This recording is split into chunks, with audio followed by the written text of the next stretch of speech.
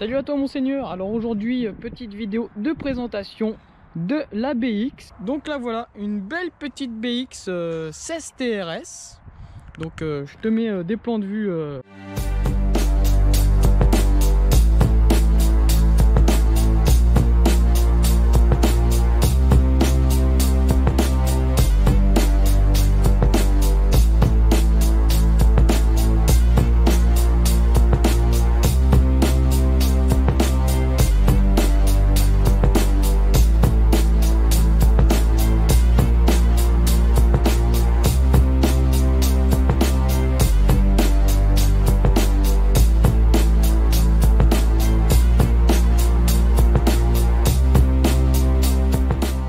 Donc dis-moi si ça t'intéresse de voir une série de vidéos de la BX ou que c'est que je la refais petit à petit. Donc bien évidemment il y aura le C15 F1 à faire avant, tu vois, ça je le fais vraiment quand j'ai quelques heures à perdre. La BX enfin c'est même pas une restauration, c'est plutôt une remise en état, tu vois, parce qu'elle a été neuve il y a 23 ans hein, et puis elle est assez saine quand même. Bon, malgré quelques endroits, comme tu vois là, tu vois, il y a juste une petite découpe, une tôle à remettre et puis c'est bon, on n'en parle plus. Donc avant tout, il y a le C15 F1 à faire. C'est pour ça aussi que tu es abonné. Donc si ça t'intéresse d'avoir une série de vidéos, bah, tu me le dis en commentaire. Ou soit je vais mettre un sondage, par là qui va s'afficher. Et puis tu mettras oui ou tu mets non si tu veux voir d'autres vidéos. Alors que je t'explique le but, et bah, ça va être de faire une BX un peu dans le style à Jean-Luc Paillet. Donc tu vois il avait ça en rallycross. Donc oui, une BX de rallycross 4 roues motrices. Donc je sais pas si tu en as entendu parler, peut-être. Alors les ailes avant sont énormes. Donc je les ai trouvées, j'ai trouvé le site, hein, il n'y a plus qu'à les acheter pour les installer. Les ailes arrière, ils sont carrément découpés là. Comme ça tu vois carrément la roue complète. Donc avec les pare-chocs qui sont beaucoup plus gros que d'origine, pare-choc avant et arrière. Et puis après sur la sienne, tu vois, il y a un très gros aileron à l'arrière. Bon, ça je vais peut-être pas trop le mettre, je mettrai peut-être un aileron de turbo diesel ou autre, on verra au moment venu. Mais du coup ouais, c'est ça le projet, parce que je sais pas si tu as vu là, il y a l'arceau. Donc bien évidemment elle servira aussi pour faire course de côte ou slalom. Je vais voir, parce que pour le règlement slalom ça a l'air d'être un petit peu plus facile à homologuer que la course de côte. En course de côte il faut commencer à avoir un extincteur et compagnie. Et puis même en course de côte, comme tu le sais déjà, j'ai ma monoplace. Donc ma monoplace, si tu veux la voir, il y a la vidéo de présentation qui s'affiche ici, tu vois, dans le coin à droite. Donc que je t'explique l'histoire de cette voiture. Alors c'est mon père qui l'avait acheté il y a 25 ans peut-être environ, les années 96. Et il y avait un copain à lui qui voulait en faire une voiture d'autocross. Alors mon père lui a équipé, tu vois, il avait fait un arceau, il avait préparé le moteur. Donc le moteur je vais y revenir après. Donc il lui avait fait un arceau, il avait fait pas mal de modifications, dont les sphères qui sont préparées. Donc là tu crois, elle est peut-être un petit peu haute, c'est normal, elle est en position je sais même pas, ah bah elle est en position haute. Donc tu vois, donc pour ceux qui ne s'y connaissent pas en BX, les BX ont des suspensions hydropneumatiques comme sur les CX et Citroën DS. Donc tu vois, là tu as la position en gros hop, je vais m'approcher super haut. Là tu as la position moyenne, là tu as la position route normale, et là tu as la position vraiment ras le sol. Donc la position ras le sol qui sert à rien, hein, parce que tu es sur les butées. Et la position en gros 4x4 ou super haute qui ne sert à rien parce que tu es aussi sur les butées. Donc vraiment tu utilises juste ces deux là. Et l'avantage des suspensions hydropneumatiques, c'est que tu peux régler la hauteur de caisse comme tu veux. Donc il y a aussi ça sur les Xantia. Et d'ailleurs Jean-Luc Paillet aussi avait une Xantia de rallycross. Et tu peux retrouver des vidéos qu'il est en train de régler la caisse pile à la hauteur, tu vois, en modifiant ça. Donc le moteur, je vais passer au moteur pour te montrer.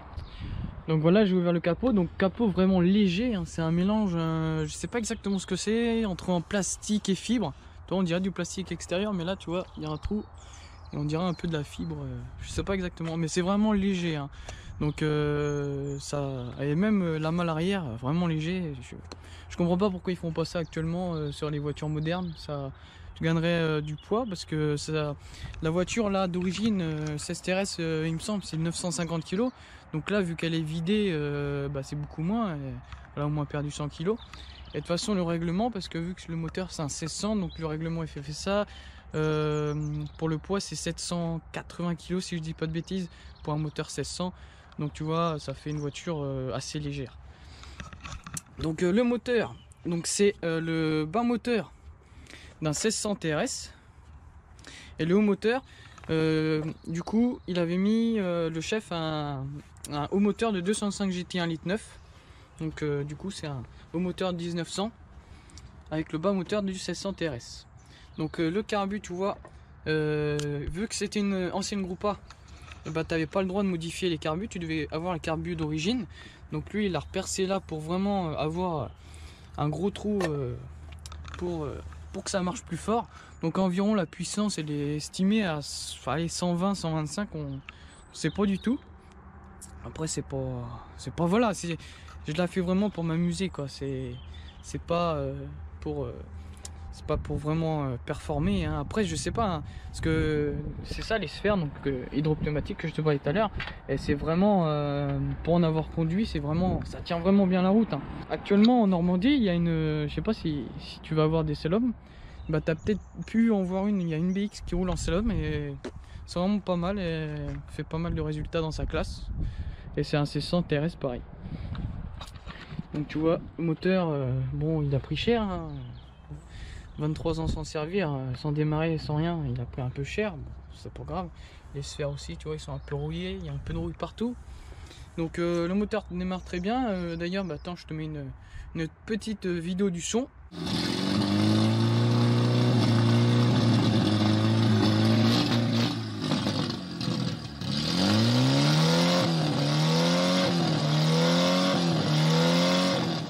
Donc tu vois le pare-choc, le pare-choc va être remplacé par le pare-choc de la BX Rallycross, parce qu'ils sont beaucoup plus gros, parce que tu as les ailes beaucoup plus grosses.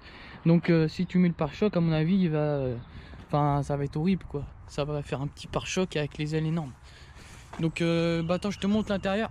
Donc l'intérieur hein, c'est vu que c'est une voiture de course vidée de partout hein, vidée de partout pour le gain du poids, avec l'arceau qui vient là. Donc là je pense qu'il y aura cette barre là à faire sauter pour l'homologuer en F2000 hein. Peut-être juste rajouter un tube droit, parce que je suis pas sûr que tu aies le droit de faire un tube cintré. Donc ils avaient fait ça après que mon père leur avait fait l'arceau, parce que bah la barre était haute quoi. C'est vrai que c'est pas évident à rentrer vu que t'as pas le volant qui s'enlève. Donc le baquet il est neuf, enfin il était neuf, il a voilà quoi, il a 25 ans, donc ça a fait des ravages. Donc qu'est-ce que je peux te dire d'autre? Tableau de bord d'origine, parce que le règlement dit qu'il faut garder le tableau de bord d'origine. Donc tu vois, panneau de porte arrière, hein. ça va sauter, ça sert à rien du tout.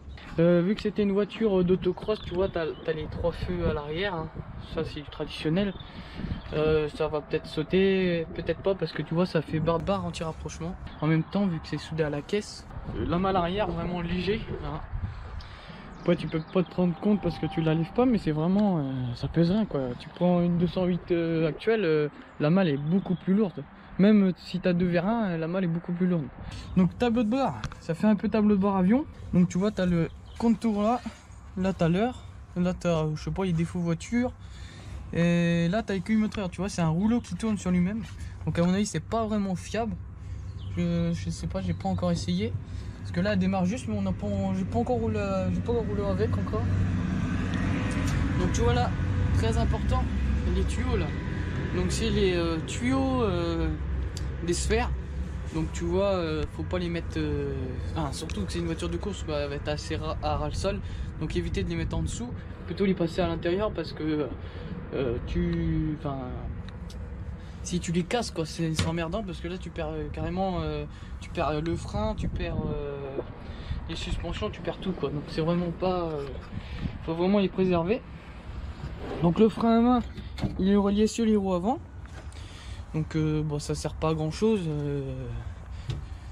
en course quoi, d'avoir les freins à main sur les roues avant. Donc tu vois, c'est le tableau de bord vraiment type avion, tu vois, le klaxon qui est là, qui marche, dans les warnings, tout ça. Donc il me reste dessus, il faut remettre les phares et les feux arrière. Donc ça va être mis prochainement, hein. Faut que je les retrouve. Et aussi le principal, remettre un réservoir d'origine à l'arrière parce qu'il a été enlevé. Et pour le F2000, c'est réservoir d'origine ou un réservoir de course mais homologué, donc ça sert à rien, autant mettre réservoir d'origine avec la goulotte. Faut que juste que j'en trouve un. Donc si t'en as un, si t'en as un, contacte-moi sur Instagram, hein, ou commente, hein, que je prenne contact avec toi. Parce que c'est vrai que ça devient assez dur à trouver entre guillemets les pièces, parce que les gens préfèrent foutre les BX entières à ferraille. Tu vois, mais c'est vraiment, elle a quand même resté assez saine, hein, en 25 ans, tu vois. Tu vois, là, un petit bas de caisse, mais après le bas de caisse c'est pas grave parce que on va refoutre un bas de caisse de course, enfin qui va aller avec le kit des ailes avant et des ailes arrière. Les portes on va les laisser d'origine parce que dans le kit, tu vois, tu peux avoir les portes en fibre, mais ça fait quand même un peu d'argent encore en plus. Et puis c'est pas, voilà, on n'est pas au poids quoi, on va pas jouer le scratch avec une BX. Donc tu vois, compartiment moteur. Donc là c'est le bidon d'huile LHM que tu peux retrouver sur les DS, les Xantia et les CX, hein, c'est pareil, avec les sphères qui sont là. Donc les sphères, oui, comme j'ai dit tout à l'heure, ils ont été préparés. Alors, je sais pas trop, je vais peut-être couper la vidéo pour demander au chef les explications. Ouais, donc j'ai demandé confirmation. Donc en fait, tu enlèves la sphère. Dans la sphère, tu as en gros un mini amortisseur. Et tu changes les rondelles, quoi. Tu enlèves plus ou moins de rondelles. Tu en rajoutes ou tu en enlèves pour avoir ce que tu veux en hauteur et en tenue de route, quoi. Et là, pour la... attends, il faudrait que je la mette en position normale. Voilà, donc là elle va baisser normalement, hein. Ouais, ça a l'air d'être baissé. Après si t'appuies dessus, c'est un vrai bout de bois quoi. Donc tu vois, c'est un bout de bois. Vu que t'es en traction, t'as du train avant, tu mets des gros pneus à l'avant bien larges. Bah après tu mets pareil à l'arrière pour élargir, pour pas perdre le train arrière. Et en théorie ça devrait tenir la route assez correctement. Donc ça après je te le dirai au fil du temps quoi, parce que quand je vais la conduire, parce que du coup c'est pour aller au boulot aussi, hein, parce qu'il y a les papiers, il y a tout, donc autant aller au boulot avec, hein. Donc en peinture elle sera blanche, elle a pas un en blanc, tu vois, comme ça les gens qui connaissent en BX ils diront c'est une 4TC. Donc je te mets une photo de la 4TC, donc la BX 4TC c'est une BX qu'ils avaient sorti pour l'homologuer en groupe B. Ils avaient fait une BX groupe B et puis ils avaient sorti la BX 4TC pour pouvoir homologuer en groupe B. Tu vois, il fallait 200 BX, c'est comme la 205 T16, tu vois, il y a la série 200, c'est un peu le même principe. Donc ouais, parce qu'avec les grosses ailes, tu vois, et les roues carrément découvertes, hein, parce que je t'ai mis une photo tout à l'heure, mais tu vois, c'est vraiment ouvert avec des grosses roues à l'arrière. Donc le mec qui n'y connaît rien, il pourra penser que c'est une 4TC, mais après, ça va lui ressembler vite fait, quoi. Parce qu'une 4TC, ça a le capot beaucoup plus long à l'avant. Donc écoute, moi je vais te laisser là. Donc si la vidéo t'a plu, n'hésite pas à liker, commenter. Ouais, si t'as n'importe quoi comme question sur la BX ou quoi, tu commentes, hein. Je te répondrai parce que je lis tous vos commentaires et je réponds à tous quasiment, hein. N'hésite pas à partager aussi, hein, si t'as des potes qui aiment les BX, hein. Donc aussi réponds au sondage, hein, si ça t'intéresse de voir la suite de cette BX, hein. Donc la BX va avancer moins vite que le C15 parce que forcément il y a le C15 d'abord. Mais après, avancer moins vite, oui et non, parce que c'est vraiment juste une remise en état, hein. Parce que le moteur démarre, il n'y a aucun problème. Donc si ça t'intéresse, n'hésite pas à dire si tu veux la suite. Bon moi je vais te dire à plus tard. Salut mon seigneur.